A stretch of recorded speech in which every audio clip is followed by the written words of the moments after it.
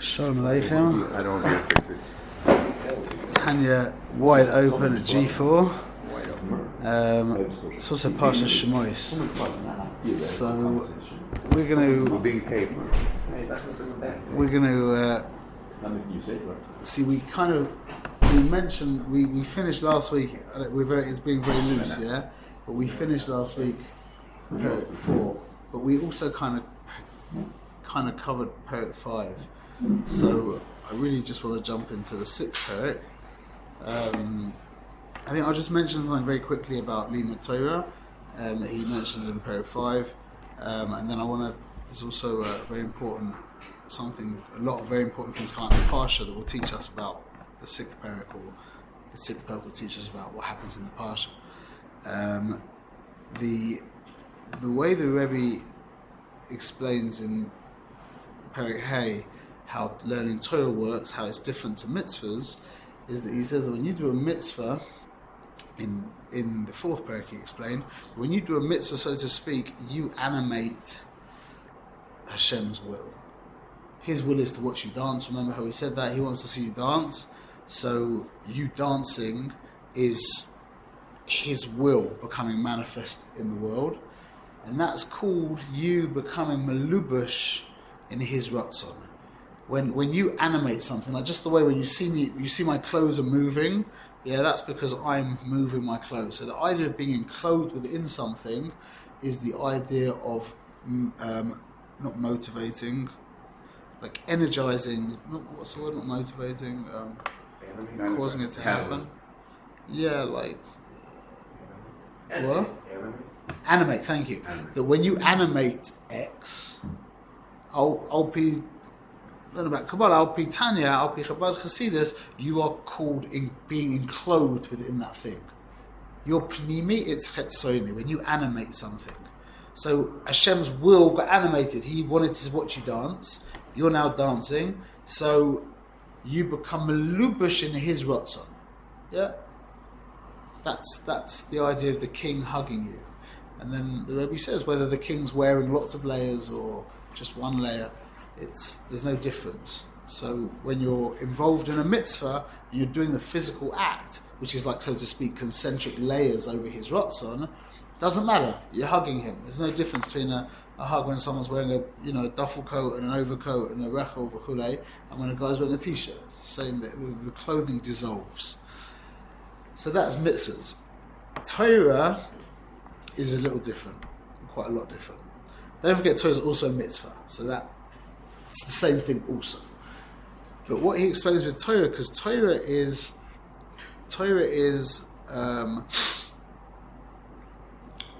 Havana, or what the word he uses is Hasaga. Yeah? So to be masig something, you translate that as to grasp something. So if I'm grasping something, when I grasp the pen, yeah, you see that my hand surrounds the pen. That's called grasping.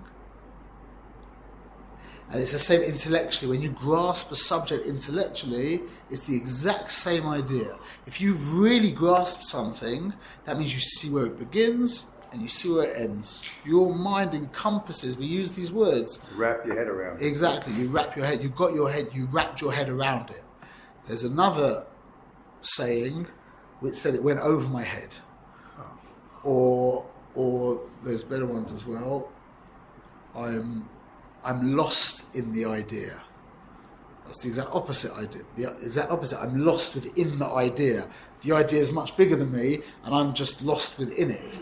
As opposed to I got my head around the idea. I was mussing. I grasped the idea. The language is exactly the same. So that's the idea. When you first open a Gemara and you look at you go through the daf, you're lost in the idea. You're lost in it. Yeah? It's completely over your head. And you go through it again and again and again. And it starts getting clearer. And then after a while, if you put the right energy into it, now Siyata D'Shmaya, you'll realize that your mind has been wrapped around the idea, meaning you understand. That's called understanding. Your mind is encompassing it. Isn't it? Yeah? So you have to ask the question: what is the Torah? What is the Torah? Based on what you just said. No, just what's the Torah? Word of God. It's the full map. It's the map of everything. You also a map of everything. You're the perfect map. If you know, that's the picture of everything. The form of a human man. Yeah. Well, the map is the diagram, the schematic of the instructions of how everything is built, the inner workings. The architectural blueprint. So the blueprint. So they say Histakol Be'Raisu Bari Alma, yeah, that Hashem looked into the Torah and created the world. So to understand that on a deeper level, the Torah is Ratzono v'Chachmasoi.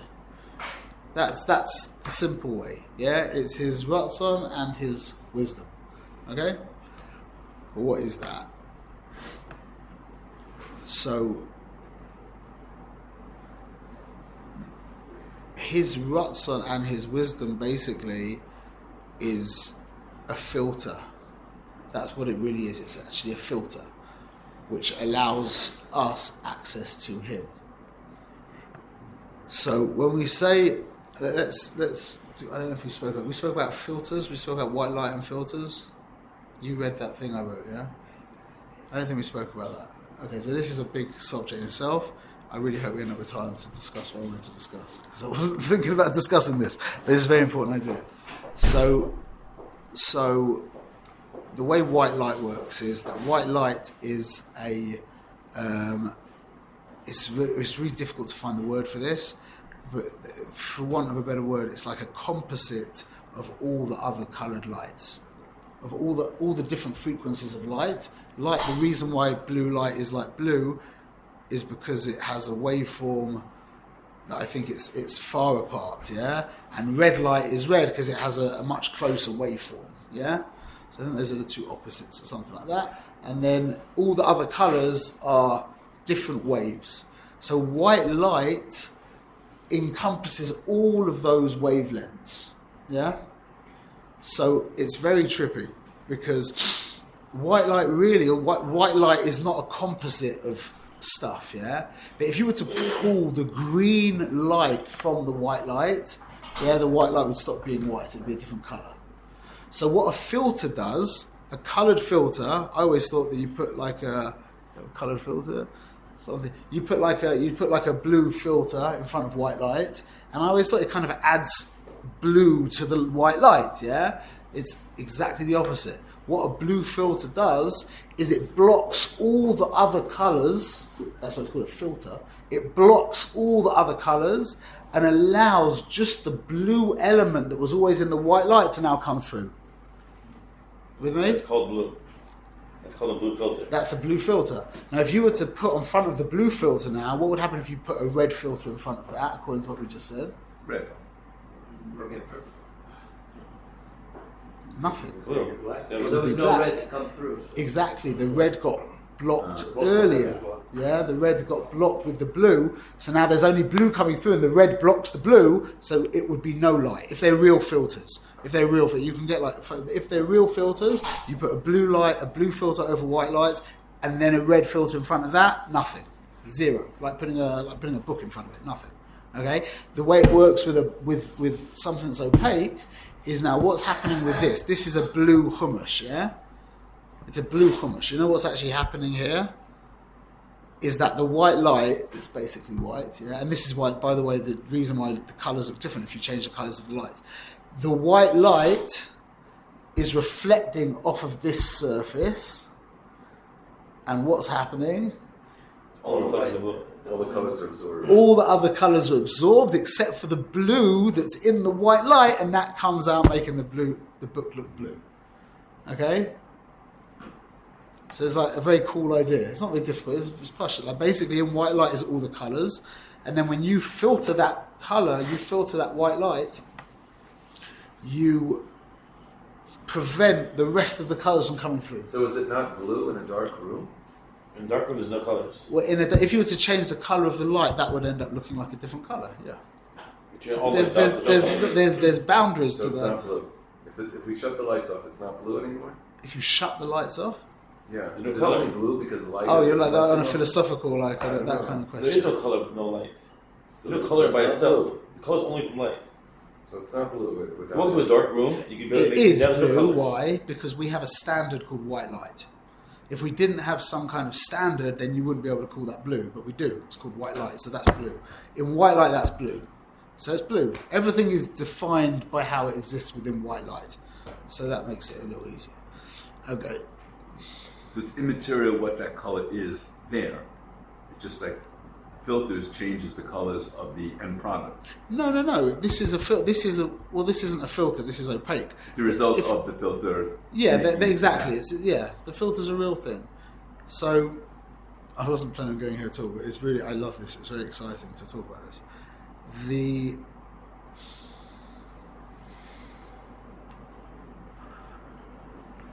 So filtering sounds a bit like tzimtzum, yeah?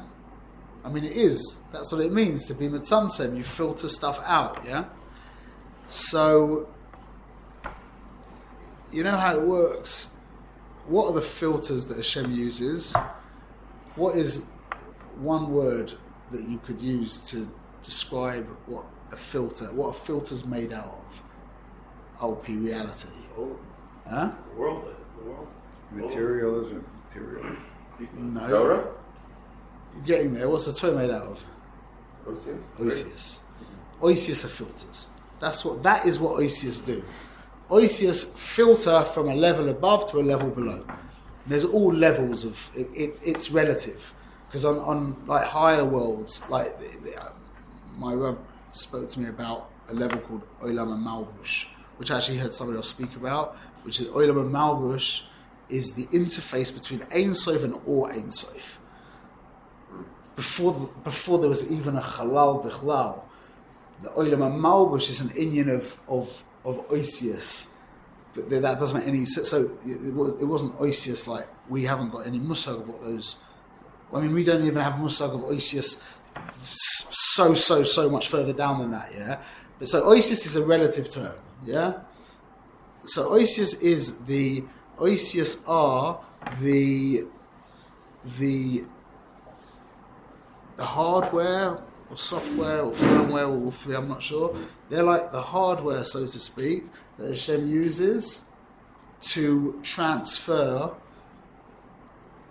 from a high level to allow it to be received by a lower level. Is that clear? Just like us. How do I get an idea out of me into you? Through Oisius. I speak the idea out. The idea existed in my mind beyond Oisius. Yeah. Now this is getting to understand the difference between Yediyah and Machshava. What's the difference between Seichel and Machshava? Yeah. So the way the Hishtalshus works is you have, let's just say Ratzon, then you have Seichel, then you have Midas, and then you have Levushim. Yeah. What's Levushim? Machshava Dibur Maisa. But we just said Seichel. What's the difference between Seichel and Machshava? Yeah? Everyone hears the question. It's very simple. You guys understand that 2 times 2 equals 4. Yeah? You understand that. You know that. 2 times 2 equals 4. Find some Russian guy who doesn't speak any English and say to him, you understand 2 times 2 equals 4?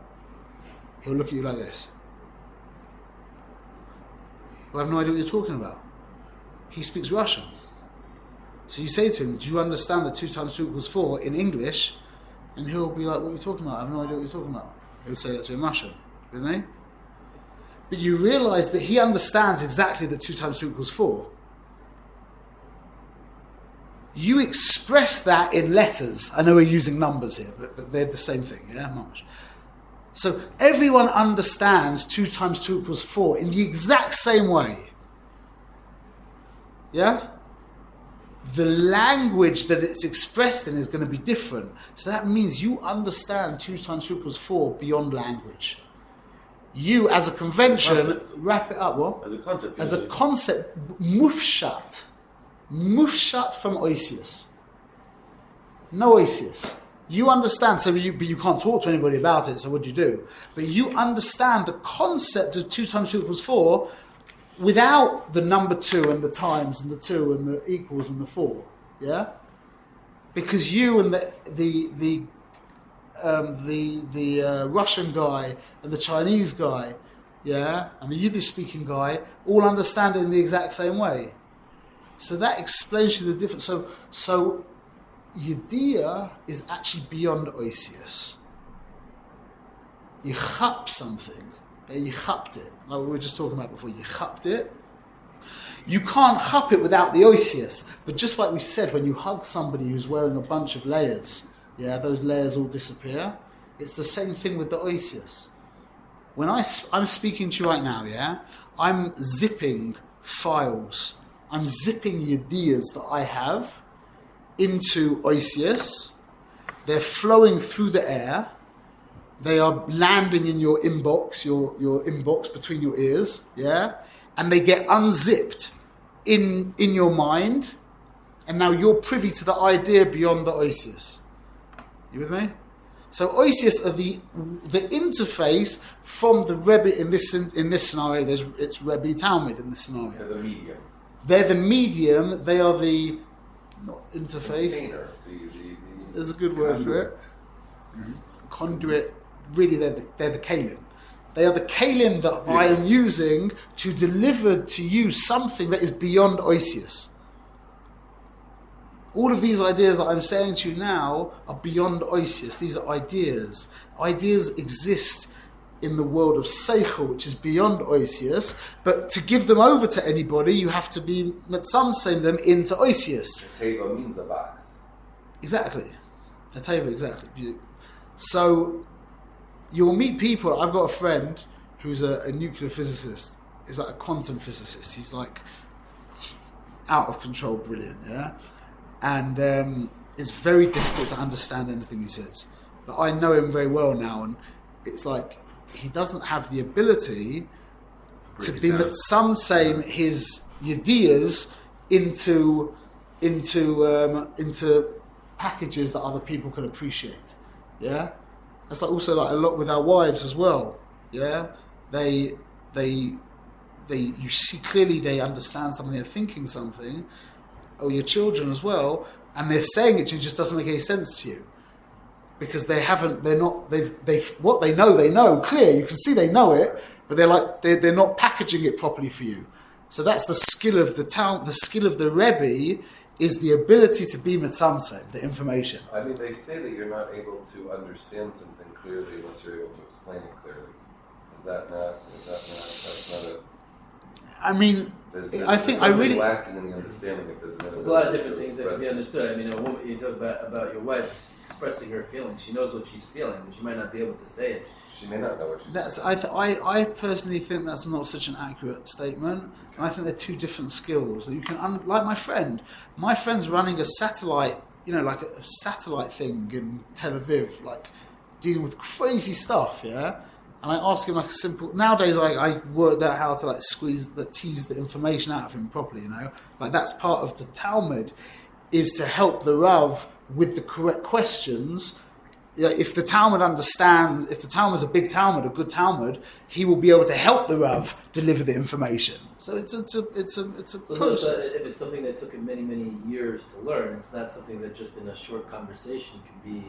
You might understand it, but if you wanted to sit down with the guy, it could take Hakdamas a very, very long time to just. You have to learn all the basics of physics and the math that he understands, just for him to be able to explain a simple thing. I'll tell you just on what you're saying, just as a tangentially, but just a beautiful idea. Is this guy?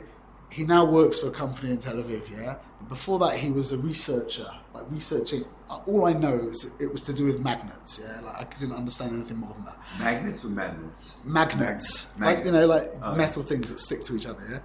And he would tell me his greatest frustration was that he couldn't talk to anyone in the world about what he was dealing with, because even the top scientists in the world, to understand this teeny little thing that he's involved in, would take hours of hakdamas to get them to this teeny little thing. So his frustration was he just couldn't talk with it. So what you're saying basically is, it's not his fault. It was just he'd have to sit you down for a 3-hour advanced shear to go in that little teeny little kivun to be able to give you that idea. That was his issue. Anyway, that's just a side point. But is the idea is that you need hakdamas to understand. That's, by the way, in Kabbalah, you know what that's called? That's called keys. You need keys. That's maftechot. Yeah, in Kabbalah and Hasidus, you need maftechos to open up the next sefer. And I'll tell you, just as a side point as well, this is one of my favourite things, is that if you, and don't take this for granted, yeah, because I know we talk about MS the whole time in Yiddishkeit, yeah, but the Mavakshe MS, Ma'atinheim, they're very, very few and far between. People speak about being Mavakesh MS, but the Mamash Mavakshe MS, which means the people who would be prepared to be sosa everything they ever learned, because the new thing is correct, that's very, very few people. Very few people. If you genuinely are Mavakesh MS, and the scary thing is when you're Mavakesh MS is a lot of times you have to admit that things that you knew and lived your life by for many years are actually false, incorrect. Lahavdil, like Albert Einstein. You know, Albert Einstein, he had what was it called, the cosmological constant or something? The cosmological constant? Something constant. I think it was called the cosmological constant, where he basically discovered that with Hubble and that Chevra, they discovered the world, the universe was expanding, and they couldn't deal with the ramifications of that. That, by the way, was, if anybody speaks, well, science and Torah is, so different, yeah? Well, you say to them that, Lemaisa, 100 years ago, science took an infinite step towards the description of creation in Bereshis. Because before that, they just said it was a constant universe and it just always was. And then all of a sudden, they're like, yeah, there was a beginning, Bereshis Bora. The Elokim bit we'll discuss that, but Bereshis Bora, that's for sure. So Einstein, because of the ramifications of this discovery, he fudged this thing, I think it's called the cosmological constant, where basically he said, I think the words were, and he's spoken in German, it was the greatest blunder of his life, translated. Because if he could have had the humility to have let go of this shtuyot that he was holding on to and just embrace truth wherever it takes you, he said he would have been 20 years ahead in all of his research. But he mamash retarded himself by 20 years because he just couldn't accept the ramifications of what he had discovered. So he fudged this whole thing and v'chulei. And then eventually truth will always come through, and he got... So the Mavakshe MS, to really long for MS, is just takes such courage. It's insane. It's really, really very few and far between. So why are we saying that? Magnets. That we went off on the Packaging. He's not able to speak to anybody. He couldn't. Understanding your wife. Right, like. Oh, we were so we were talking about the idea of giving over information. I missed something because that was too many tangents. Usually I can come back, but that time we lost it. But anyway, so Oisius is how we package information and we give. That was it. Yeah, that when somebody is genuinely mavakesh MS, and he's looking for reality, he's looking for the Bon Shalom Mamash. That doesn't mean you just want to learn the Gemara. Yeah, that doesn't just mean you want to just be really stark, and you want to maximize your time. It means you want to understand what reality really is, And this is the whole point of it. Is Hashem will send you the right information in the right order, and it will blow your mind away. That's in my mind when someone tells me I was on the bus and I met this person and then they told me this and then I realized and I saw on my phone there was this and they got married. I'm like, okay, nice. I've heard loads of these stories. I can tell you loads of them myself. But when you see that you were learning a book, and there was one nugget that that you didn't even realize, and then Hashem sends you this next book out of nowhere, or a Rebbe out of nowhere, or the conversation just moves in this direction, someone pulls up a YouTube video and whatever, yeah? And all of a sudden you realize, wow, my ideas I've just gone up. Hashem just gave me a key. You with me? He just handed you a mafteach for the next level of reality. Most people don't even know that exists. That most people are running. I'll tell you another story. I was at my last Shalom Zocher that we made. I love this story so much. It was 6 months ago, yeah? Shabbos, I live in Sanhedria, and, you know, it's a big oilam, a lot of people came, my kids are popular, we've been there for many years now, so it's a big oilam. And a friend of mine, Yonah Weiss, is a very holy man, Yonah Weiss, yeah? So I'd known him since I came to Asia Torah 25 years ago, even longer now, and he was the first guy I met. When I walked into Aish, he was there learning, and I can't even remember what happened. We ended up having a chavrusa and Gemor Brochas. So I started talking, I was saying something, I can't remember what I was saying, and Yonah cut me off. It was where I was, it was a big table, there was a lot of Israelis, but there was, where I was, it just happened to be at this takuf of the evening, a bunch of English-speaking, good ehrlich, frum people, in our neighbourhood in Sanhedria and Mateshkol, it's all very ehrlich, good English-speaking people, yeah? Real B'nai Torah. And so Yonah cut me off, and he started... Is Shalom Yonah? What? Is Shalom Yonah Weiss from 5 Towns? No, he's from LA. No. He's younger, he's like my age. He cut me off, and he started talking about when I came to Aisha Torah, I didn't know Aleph Beis. Mom was 21 years old, I didn't know Aleph Beis, yeah? So I had to start learning Aleph Beis. I said this to you guys. So when I realised that I had to say Kriya Shema, I had a real problem here. Because I couldn't read it. I couldn't read Kriya Shema. And benching as well. I couldn't read it. So I decided that I was going to be an akshan, and I got to do it. So I was like, okay. So I spent 25 minutes every time I say Kriya Shema, reading the whole thing, breaking my teeth reading it, yeah? And then benching every day was about half an hour. I'd make myself eat bread 3 times a day, and I'd spend basically about an hour and a half benching, and not much less than that, saying Kriya Shema, whatever. And I was just an action for months and months doing that, yeah? So Yonah started talking about that to the Chevra. I didn't mention it. He started telling people about that. And these guys couldn't imagine... They couldn't have imagined that a kid of 21 years old wouldn't know Aleph Beis. That was just not in there. And they were like, you saw them all like chap. Like, these are good film guys who've been learning Gemara since they were like 10 years old, they never thought about the idea of a Jew not being able to say Kriya Shema.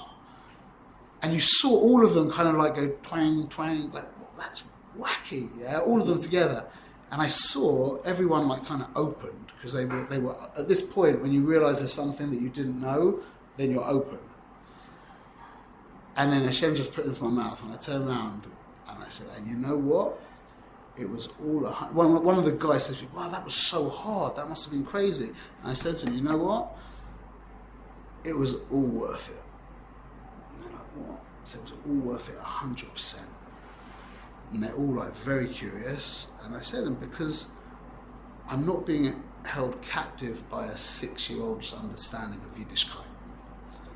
And you said, all of them kind of turned around to each other, or maybe they said bar mitzvah, whatever it was, like a 13-year-old's understanding of Yiddishkeit. And they all kind of looked at each other, they went, pfft. That's usually what happens, is you get given Yiddishkeit. By the time you're 13, you understand all of reality, yeah? And now it's just do it. It's not that bichlal. Klal mamash. It's so exciting. There's maftechas after maftechas after maftechas. And if you want to know reality, he keeps revealing more and more and more. And you just can't, you get to a point where you just realise that you don't know anything and there's going to be more. But you keep feeling like, well, look, you look back at yourself and think, what a friar I was, yeah? And then a whole new realm is open to you again and again. And that, in my mind, is the ultimate hashgacha.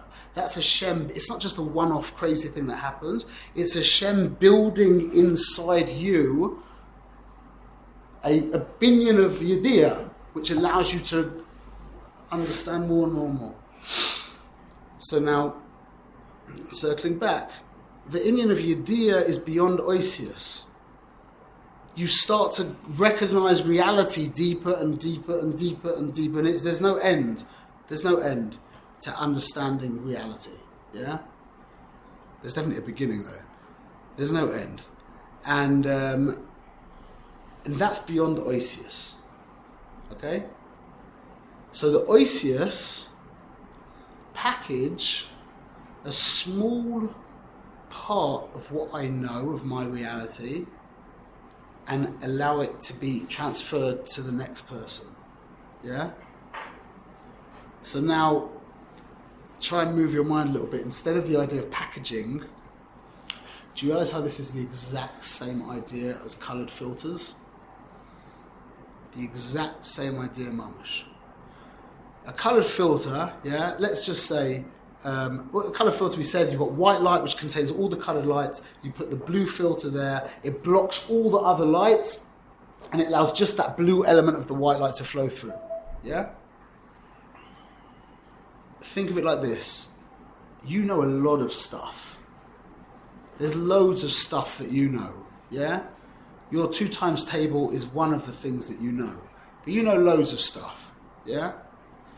When you speak to someone, what you're doing conceptually is you are laying in front of you a filter and you are holding back everything you know and you're just letting a teeny little ziv just flow through. So when I say to you 2 times 2 equals 4, what I did was I arranged in front of me a bunch of oisius, and then I pushed myself through the oisius, but I couldn't push my whole self through the oisius.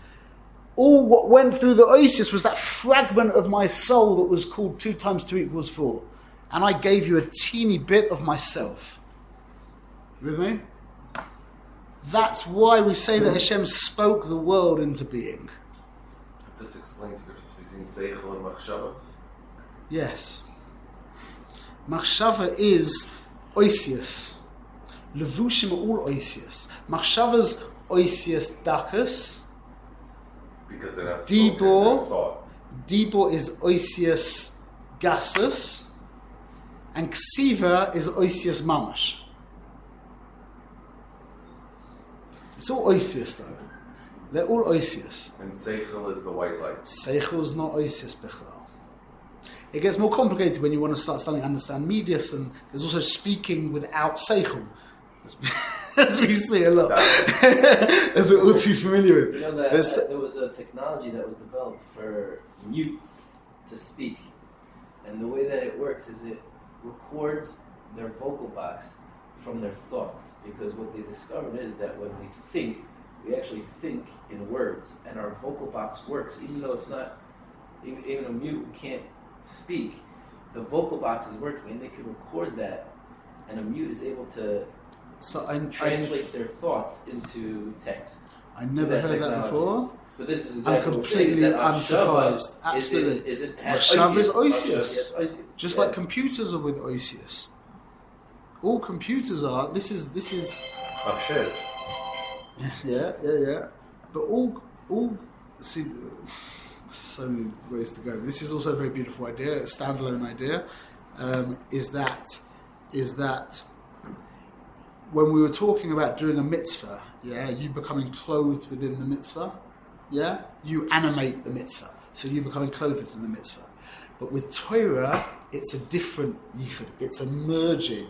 We spoke about this last night. Remember when the thing whatever. With Torah, there's a merging of the mensch and the Torah of Hashem. There's a merging as opposed to a bittul. By mitzvahs, there's a bittul where you become a vessel for Hashem.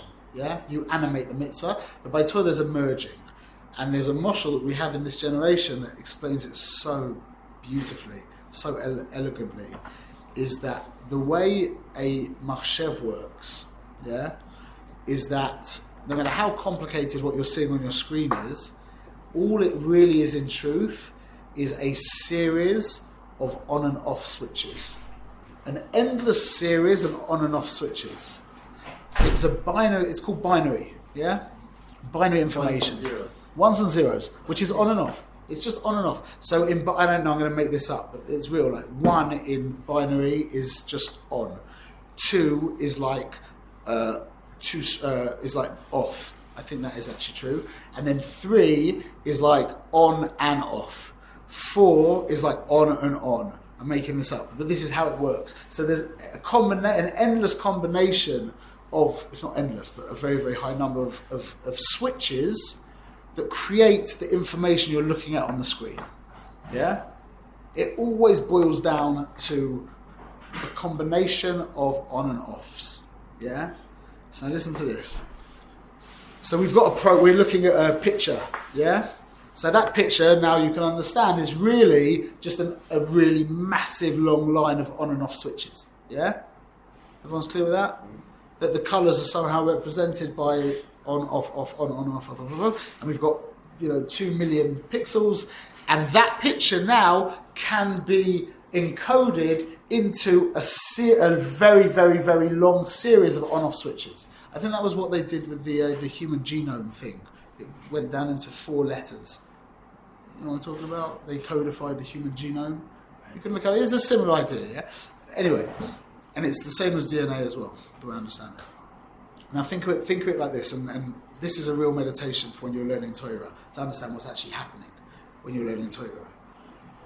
Information, so we've got this picture on our screen of an elephant. That's what popped into my mind, yeah? We've got a picture on the screen of an elephant, okay?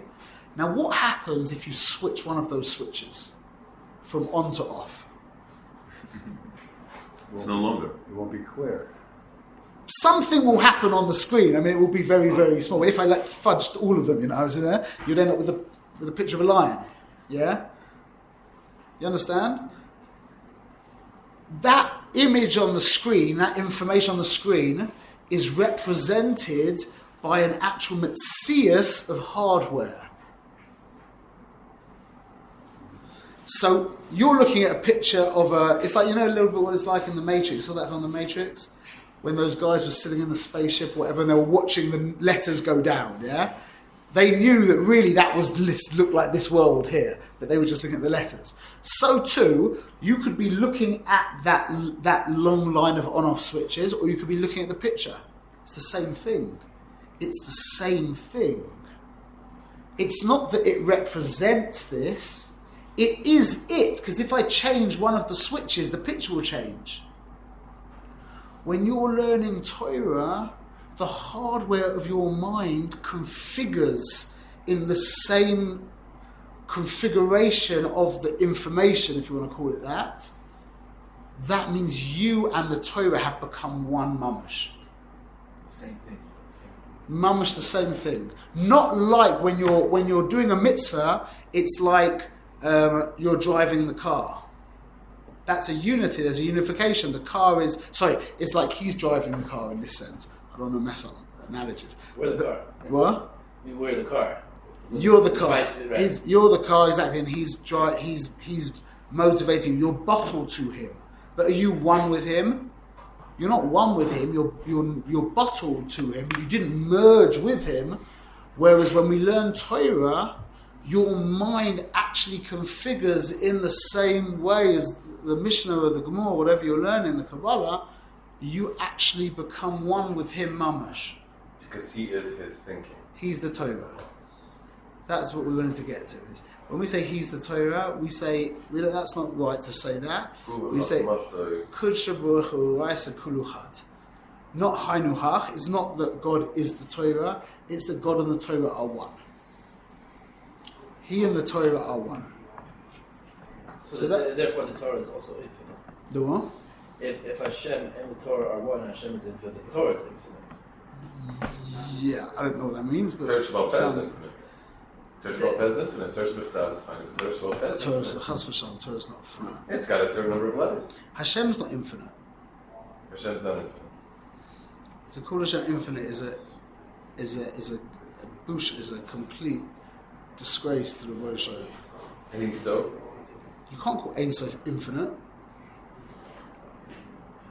Infinite is something. Infinite. He's as much infinite as he's finite. He's nothing. There's no. You can't say he's infinite. You can't. He's Ein Sof. Just means there's. You can't say anything of that, including infinite. Like we said, he's not Ruchnius, he's not Gashmius. Numbers are infinite. Yeah, numbers go on forever, and within every number you can divide it infinitely as well. You can't. It's if you want to say like infinite with a capital I, it's not helpful to say that. There's madregas. If you want to call something infinite, you can say the Or Ein Sof is infinite. Yeah, but to say Hashem himself, b'chvoid v'atzmo mamash, is infinite. He's as much finite as he's infinite. He's as much ruchni as he's gashmi.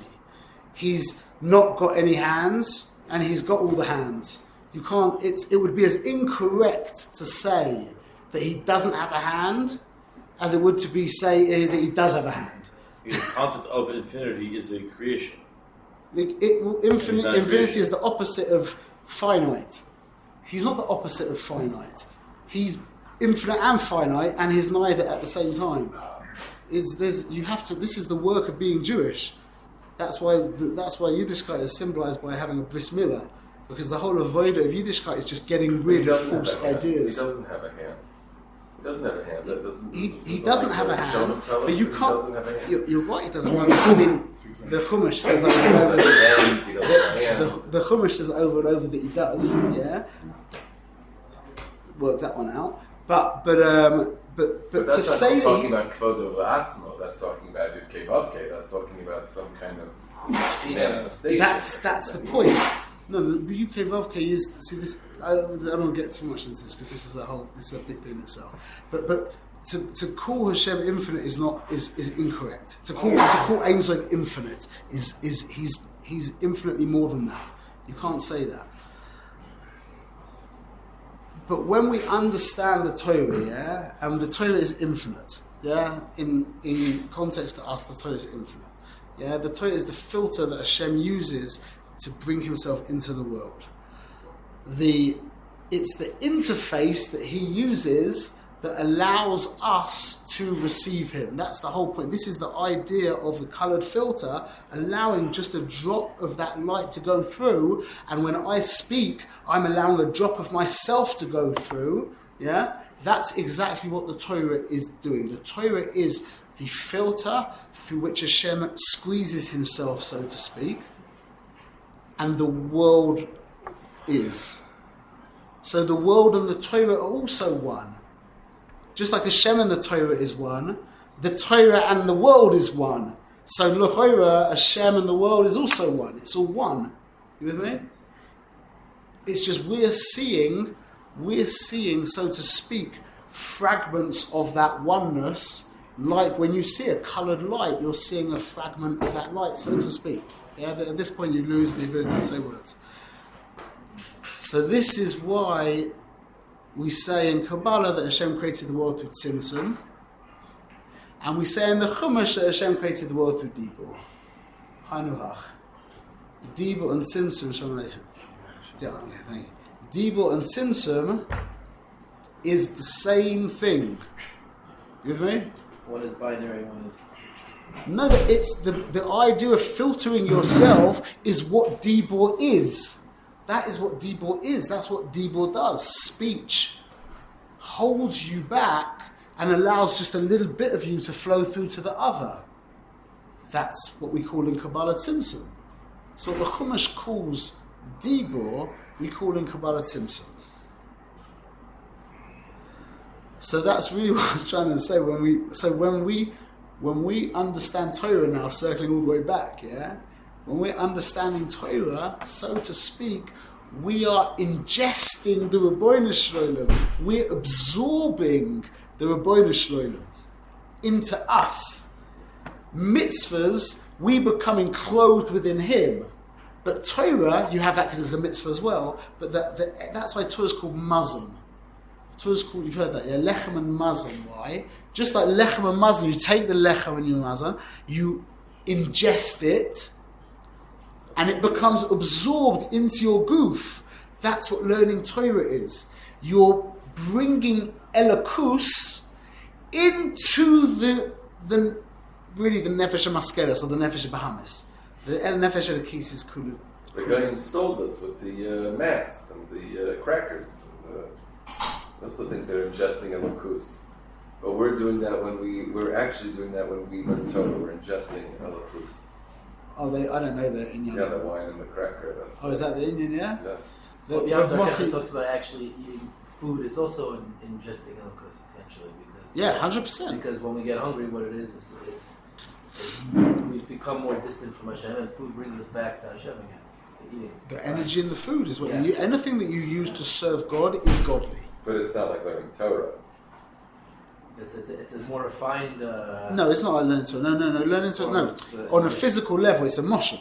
It's the moshel. No, it's completely not. But on the moshel, it's the moshel that you ingest. Just like you ingest food and it becomes a chelek of your basar v'dam, it's converted and transformed into your basar v'dam. Yeah, when you learn Torah, elokus is nishapech, so to speak. Well, it's not really nishapech. It's mishapech the nefesh into elokus. Yeah, that's by the way a very important caveat. That's Torah lishma. Torah lishma, not Torah lo lishma. Torah lishma. Yeah. Then it's not been tarnished with anything. Otherwise, I don't know. To understand without that is complicated. And seichel without otios is what? What's seichel? How do we have seichel and it not have? Seichel is the way you understand 2 times 2 equals 4. Mufshat. It's mufshat from sur. It's mufshat. The way you understand 2 times 2 equals 4 is not. You use the numbers to learn it, and then you use the numbers to express it, but the way you understand it in your mind is without oisius.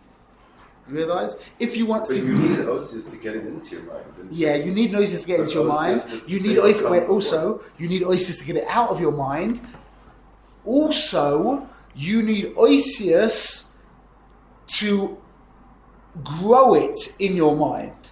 Machshava could be described as internal speech.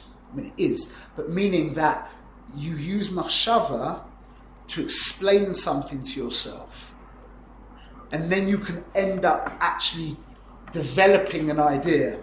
So that's also done through machshava. But when you understand the idea, like when you chap a chiddush, yeah, you're like, wow. And then you start writing down. But you got the whole thing. That's called understanding without oisius. Yeah? That's how we understand stuff, is without oisius. But we use oisius to pass the love on, so to speak. You can also package emotions into letters as well, as we probably do more often than seichel.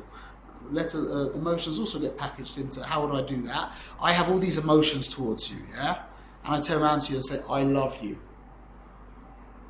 What I did was I put up 4 letters in a certain combination that created a certain filter, and now I'm just allowing my love for you. I also respect you, I also trust you, I also fear you, I also hate you, I also, all of these things, yeah? But right now I just put in front of me a filter that revealed to you my love for you. It's the same process, exactly the same process. I wasn't intending on saying any of that. But let me say what I wanted to say from my own hana, please. Is I want to ask a question. See what we now we've finished Perek 5, yeah, Baruch Hashem, and chapter 6, the Rebbe starts talking about Klippa. Okay, and he introduces the Nefesh of Bahamis. He introduced the Nefesh of Bahamis in the first chapter, and then he spoke about the Nefesh Elokis. He introduces the Nefesh Elokis in chapter 2. Chapter 3 talks about how the Seichel of it, the Seichel of Midah is really the mechanics of the Nefesh Elokis in chapter 3.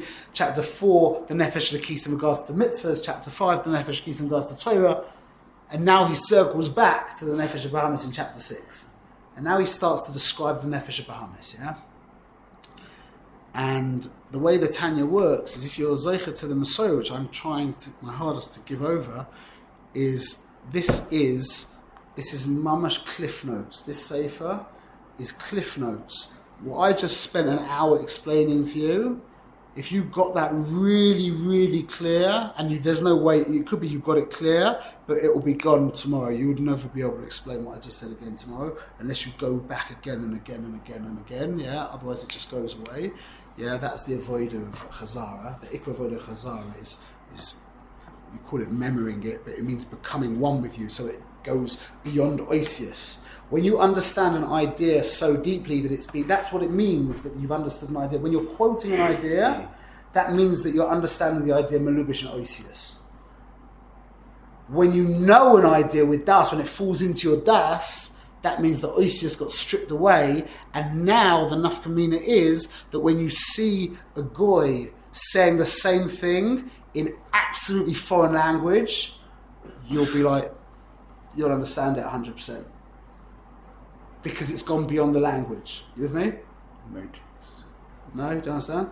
I mean, somebody speaking French, I know what this No. I mean, because if they use, so that was what. Instead of using the word klipa, they use the word. I mean, shell is obvious, but they use a completely different word. Yeah, and you just understand exactly what's going on, and that's one of the keys of understanding all the svarim, because what the Alter Rebbe, the lexicon that Alter Rebbe uses, is different to the lexicon that the Ramchal uses, which is different to the lexicon that Rabbi Nachman uses, which is different to the words that the Arizal uses, which is different to the Lashon of the Zohar Kodesh, which is different to the Lashon of the Chumash. They're all completely different oisius, but just different oisius, if it's true. You with me? That's the difference between quoting an idea and knowing an idea.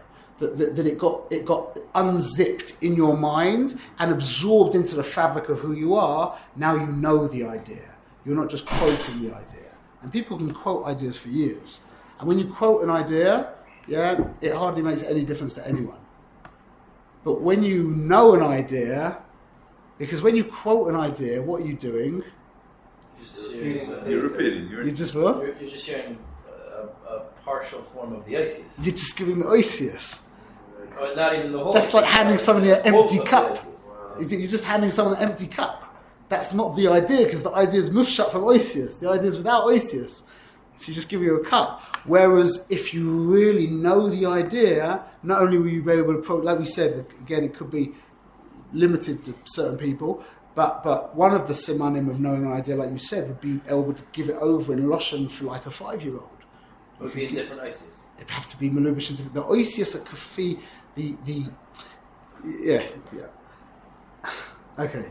So the Tanya at this point introduces the concept of klipa. Yeah, he mentioned it in passing, but now he starts to really when I say the Tanya really gets into it, that means he spends a couple of lines. Yeah, but that you'll understand when you really, if you're zeicha to, if you decide that you want to take this sefer, yeah, and Hashem decides that you're rui to receive the sefer, yeah, then you'll realise that the lines in these books and the words in this book are Sfarim, mamash Sfarim. That's why the Chabad library is so huge.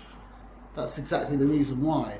And it's all mushrosh. That's why I keep saying to you, is you're involved in the Rebbe Sichas, yeah, which is not a bad idea at all. But a much better idea would be to start investing huge time into Sefer Tanya, because you'll then be able to start writing the Sichas as opposed to just reading them. It's all there. Yeah, that was a bit extreme how I said that, but I think you get the idea. So, by the way, why it's called Sichas as well. It's Sicha. It's again the idea of the Rebbe putting as of Chabad Chasidus. So anyway, so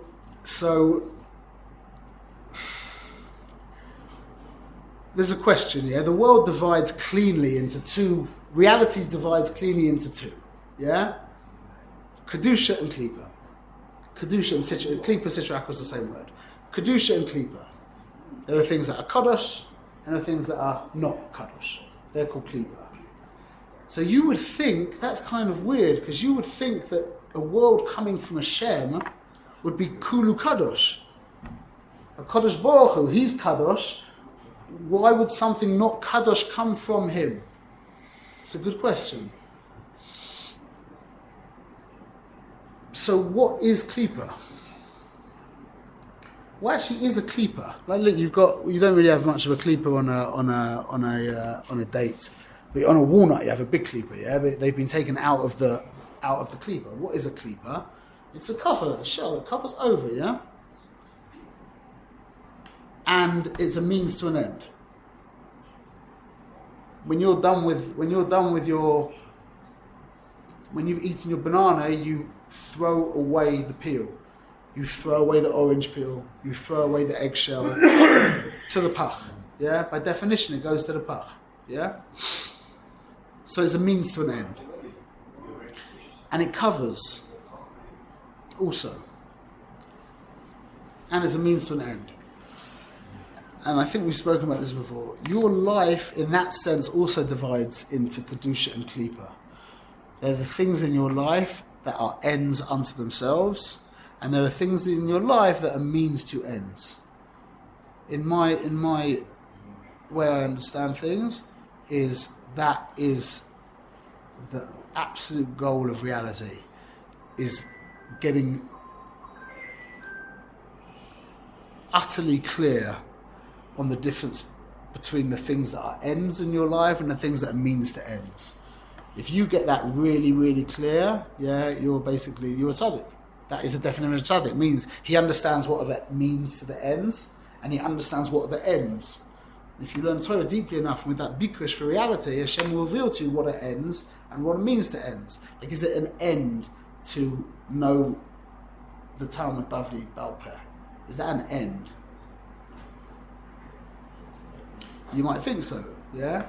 But the way I understand reality is that is not an end unto itself, yeah? Learning Torah is an end unto itself.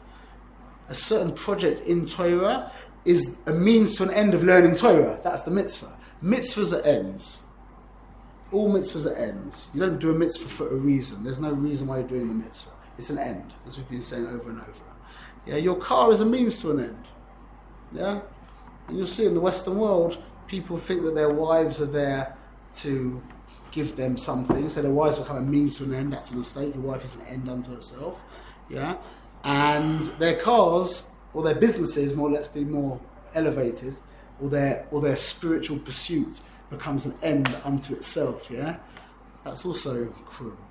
So mixing up ends and means to ends is really the definition of both Galus and Gehenna. And see this in the Parsha. It's so matok. It's so beautiful. That, just as another point we need to understand, is that no, let's not. We don't need to say that. Okay, so the question that is really prominent in the Parsha is why, when Moshe came to Paroi and said to him, "Let my people go," he got all antsy, and he said, "You know what, Yidden, now you have to go and collect the straw for the bricks." That doesn't make any sense whatsoever. He had like a whole bunch of Egyptians collecting the straw, and now all he did was he just caused a bunch of Egyptians to lose a job. They're like sitting around drinking beer and smoking cigarettes, and the Yidden who are making the bricks now are having to go nuts and find the straw as well. Just double the quota of bricks. Yeah? What did you do? LP business. That was a suicidal move. Makes absolutely no sense. LP business. Zero. Yeah, agreed? No sense. Obviously, the straw was being supplied already. Get them to double down on the bricks or quadruple down on the quota of bricks. Yeah? Great. So now all you did was you just basically damaged your entire business model. That's a very, very profound question. Okay? What's the avoider of the world here? Everyone's shtickle chabad, yeah? What's the avoider? Is to build a dir b'tachtoinu. Yeah? Now, conceptually, this is just Alpi the Moshel. Like we've said many times, yeah? Why do you want to live? What? That's already, you're too frum now. The real, go and ask a guy in the street, why do you want to live? Yeah, he'll say, well, because I want to have this and that, and they say, yeah, but and you prod a little bit closer, and by the end he'll say, you know what? I just want to live, just like a cat, that wants to live, just like not a virus, like a bacteria wants to live. Yeah, life wants to live. It's not my choice. I don't have the ability to not want to live. Yeah. So we're talking about a moshel, because really living is also a means to an end. Our life's and that's really the ultimate understanding of what ends and means to ends, is tachlis, is the Rebbeinu Shalom. We are a means to an end. The minute we confuse ourselves for being an end unto ourselves, yeah, that's mamash Gehenna. It's so ironic. When you realize that you're here to serve and that you're only a means to an end, your life becomes Gan Eden. The more you become an end unto yourself, which really means paying attention and credibility to your own pleasure, yeah, the more Gehenna that your life gets. Mamash. It's just so funny. So we're talking in the moshel, yeah? So a dira, the dira b'tachtonim, is an end unto itself, because that's where Hashem can live. Hashem living, you say to Hashem, why do you want to live? He's like, what do you mean, why do I want to live? I want to live. Just like you want to live. So you can't live without a dira. So the dira is a means to an end, but it's touching the end. Hashem's life, so to speak, in this world. He can live in this world. Are you with me? So you're involved in means to ends, but it's the means to ends that are touching the ends. There's concentric madrigas to means to ends. You with me? There's not only means to ends, there's means to means to ends. And there's also means to means to means to ends. That's maybe, proposing an idea, maybe why Amalek is called Rashis Goyim. They're the beginning. They're the means to the means to the means to the means to the means to the means, and that we have to get rid of. Everything else has got some kind of tachlis, toelis to it. And that's just my own thoughts. So anyway, collecting the straws, pushing them back to more means. So that's exactly the point. So what were we building in Mitzrayim? This, by all the way, also, if we have time to explain, this also explains why Batya had a long hand. Yeah? Everyone knows that. If you've got kids, it's like the only thing I remember from this parsha is the long hand thing, you know? You know what I'm talking about? Yeah? But no one's given any shot on that. But this explains it 100%. That, I'm so excited by this Torah. It's just so sweet. So the first thing the Torah says is that we were building. What were we building in Mitzrayim? Are miskanois,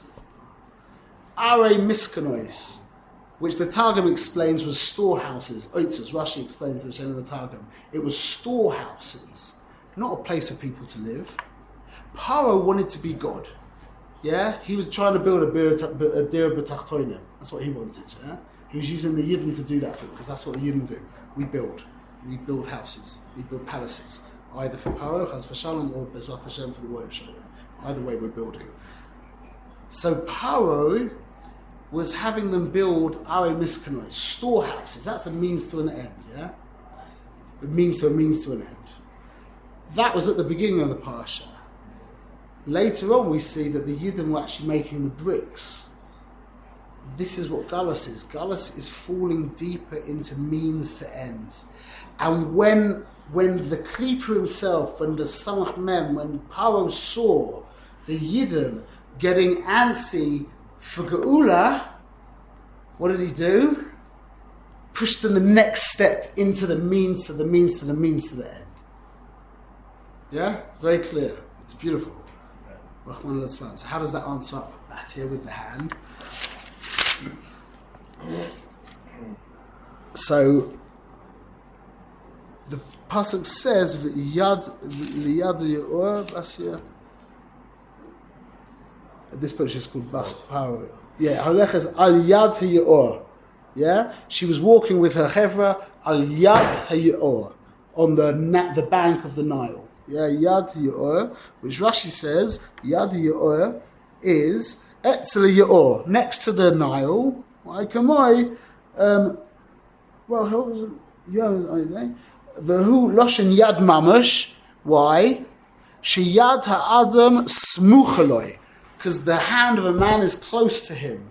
It's the same pasuk where Rashi learns out that her arm with the amasa went out. In the same pasuk, Hashem the Torah says, Rashi says that the hand of a man is close to him. Yeah? And then Batya put her hand all the way out, extended it far from her. Yeah? What did Paro say when Moshe said, I want to take the Yidden out? Remember what he said? No. That's a short answer. Rashi said, why are you trying to be marchik?